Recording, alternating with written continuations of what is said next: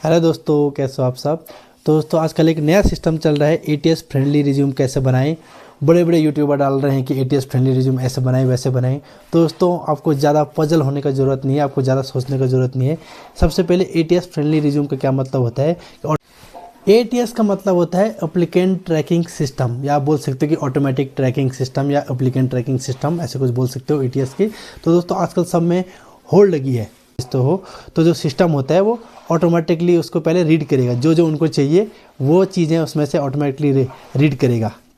और for example अगर उनके पास 50 सीवी जा रखे हैं तो जो सॉफ्टवेयर होता है वो एम्प्लॉय को जितने रिज्यूम आ रखे हैं थोड़ा शॉर्ट लिस्ट करने में उनकी मदद करता है कि हाँ जो जो उनको चाहिए वो जिन जिन सीवी में ऑलरेडी है तो वो उनको जो है दिखाएगा। उसके बाद फिर वहाँ पे जो भी बैठा होगा एम्प्लॉय तो फिर वो रिज्यूम को उन एआई के द्वारा शॉर्ट लिस्ट जो रिज्यूम होंगे उनको वो रीड करेंगे, फिर आगे उनको कॉल करेंगे, जो भी आगे का प्रोसेस होता है। यूट्यूब में देखो वही चल रहा है कि एटीएस फ्रेंडली रिज्यूम कैसे बनाएं, ये बनाएं, और बंदे लगे हुए देखने पे मिलियन व्यूज़ जा रहे हैं। और जो मैं आपको प्रॉपर तरीके से जानकारी देता हूँ तो आप लोग सुनते नहीं हो। दोस्तों खास करके क्रूज शिप के लिए अगर आप अपना रिज्यूम बना रहे हो ना तो ज़्यादा सिर्फ हमेशा एक पेज का रिज्यूम बनाएं, एक ही पेज में सब कुछ जो है मेंशन करने का कोशिश करें, क्योंकि जो भी वहाँ पे बैठे होंगे ना तो उनके पास इतना टाइम नहीं होता कि 2-3 पेज का रिज्यूम पढ़ें। वो मेन एक्सपीरियंस देखते हैं और आपकी डिग्री डिप्लोमा जो भी है कि कहाँ कहाँ काम किया है, 2-4 5 स्टार होटल जिसके रिज्यूम में है उनको जल्दी कॉल जाएगा। ठीक है, तो मतलब सिंपल सा अपना ऊपर जो है मेंशन कीजिए फ़ोन नंबर, आपकी मेल आईडी ये है, आपने 10th कहाँ से किया, 12th कहाँ से किया, फिर आपने डिप्लोमा डिग्री जो भी है वो कहाँ से किया, और नीचे से अपना एक्सपीरियंस डालिए कि फॉर एग्जांपल जैसे 2 year working experience in this hotel, फिर उसके बाद 1 साल का कहीं ऐसे डालते जाइए। सिंपल सा रिज्यूम बनाइए कि कौन सी पोजीशन पे काम किया और कौन से होटल में कितने टाइम तक आपने काम किया, वो सिंपल सा बनाइए। और जो भी आपका एड्रेस है वो तो ऑब्वियसली उसमें मेंशन करो, और उसके बाद और कहाँ कहाँ आपने काम किया और आप वहाँ पे क्या करते थे ये सब डाल दीजिए। तो दोस्तों ज़्यादा उसमें सोचने का ज़रूरत ही नहीं है। एटीएस फ्रेंडली का वही मतलब है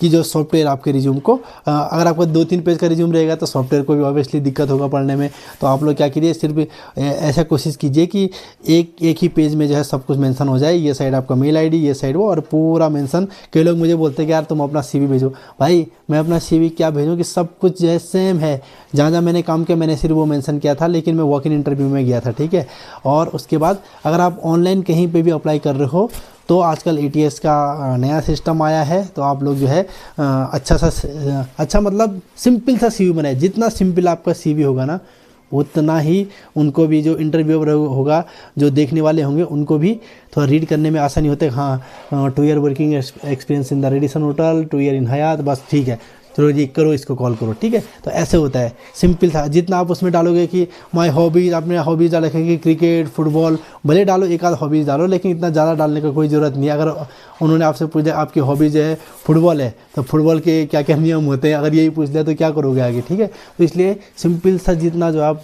सीवी बनाओगे उतना जल्दी कॉल आने के चांसेस देंगे। कहाँ कहाँ आपने काम किया वो डालो, कौन सी पोजीशन पे काम किया वो डालो, उससे ज़्यादा कुछ करने की ज़रूरत नहीं है। ठीक है दोस्तों सबसे पहले जैसे क्या होता है ना, जो भी खास करके क्रूज शिप के लिए जहाँ भी हमारा जो है सीवी जाता है, सबसे पहले जो मेरा पर्सनल एक्सपीरियंस है वो बता रहा हूँ, क्योंकि मैं भी इधर उधर अप्लाई करते रहता हूँ।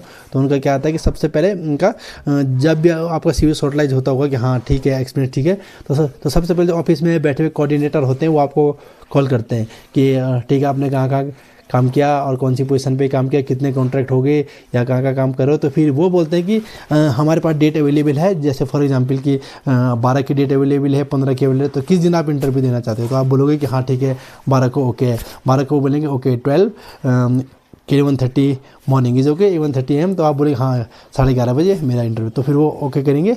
उसके बाद फिर 11:30 बजे वो आपको लिंक भेजेंगे, अगर ऑनलाइन इंटरव्यू है तो फिर वो आपको लिंक भेजेंगे वहाँ पर जो भी है, या तो जो है गूगल मीट का या तो टीम्स का अलग अलग सॉफ्टवेयर है, तो उसका वो आप लिंक भेजें। तो ठीक 11:30 बजे आपको उस पर आना है, इंतज़ार करना है। तो 11 बजे अगर 11:30 बजे आपका इंटरव्यू शेड्यूल हो रखा है ऑलरेडी, तो वो लोग वहाँ पे ऑलरेडी 11:30 बजे लाइव हो जाएंगे और आपके साथ इंटरव्यू चालू हो जाएगा। तो ये होता है ऑनलाइन का सिस्टम। तो जैसे और उसके बाद हो सकता है कि दूसरा स्टेप हो गया, और हो सकता है कि तीसरे स्टेप में ये भी हो सकता है कि उन्होंने इंटरव्यू लिया, आपकी कोई बड़ी पोजीशन है या वो है, तो उसके बाद फिर वो बोलते हैं कि ठीक है मैंने तो आपको शॉर्टलिस्ट कर लिया, लेकिन एक इंटरव्यू आपका कॉर्पोरेट शेफ, जो भी कंपनी का कॉर्पोरेट शेफ होगा, अगर आप रेस्टोरेंट से तो कॉर्पोरेट मैनेजर होगा, थोड़ा वो भी आपका इंटरव्यू लेगा, मतलब फाइनल स्टेप। उसके बाद फिर वो ये दिन होगा, फिर 2-4 दिन बाद जब भी होगा तो वो आएंगे, और फिर वो भी आपका थोड़ा 2-3 मिनट 4-5 मिनट आपका इंटरव्यू लेगा। वो सिर्फ फॉर्मेलिटी होती है कि फाइनल स्टेप, अगर उसको नहीं लगेगा कि आप कैपेबल हो तो नहीं लेगा, लेकिन ऑलमोस्ट जो है 90% आपका डन रहता है। अगर एजेंसी में जो इंटरव्यू लेने वाला है उसने आपको डन कर दिया तो वो सिर्फ फॉर्मेलिटी होती है कि फाइनल कॉर्पोरेट शेफ के साथ हो रहा है, तो वो थोड़ा आपको जो है इंट्रोडक्शन लेगा, और कहाँ का काम किया है, क्यों छोड़ना चाहते हो अपनी कंपनी, ऐसे वैसे पूछेगा, तो जो भी है, लेकिन ऑलमोस्ट जो है हो जाता है, ठीक है। तो फिर उसके बाद चौथा स्टेप हो गया 1 2 3। तो कभी कभी 4 स्टेप में होता है, कभी कभी 3 स्टेप में। आपने CV भेजा और आपका शॉर्टलाइज हुआ, फिर आपको कॉल आया, फिर इंटरव्यू वाले ने वीडियो कॉल लिया, तो इस तरह से होता है दोस्तों। तो बिल्कुल घबराने का नहीं है ATS के लिए, रिज्यूम के लिए कि कैसे रिज्यूम बनाएं, क्या बनाएं, सिंपल बनाओ अपना रिज्यूम। बस क्रूज के लिए आपको तभी रिप्लाई आएगा जब आपके CV में 5 स्टार होटल का एक्सपीरियंस रहेगा, तभी आएगा दोस्तों। ये बात हमेशा ध्यान रखना, ठीक है। तो आप लोग जैसे बोलते हो कि मेरा 10वीं नहीं है, मैं क्या करूँ भाई, उसमें कोई आपकी मदद नहीं कर सकता है, मैं क्या करूं, ठीक है। तब तक के लिए आप लोग इंडिया में लगे रहो। इंडिया में भी बहुत अपॉर्चुनिटी है। जो लोग जो है बाहर नहीं जाते तो वो लोग भी तो आराम से काम कर रहे हैं। इंडिया में बहुत पैसा है, इंडिया में भी। लेकिन अगर आपका अपॉर्चुनिटी है, आपके पास एक्सपीरियंस है, तो अप्लाई करो, अच्छी सैलरी पाओ, मेरा यही मानना है दोस्तों, ठीक है। तब तक के लिए बाय बाय।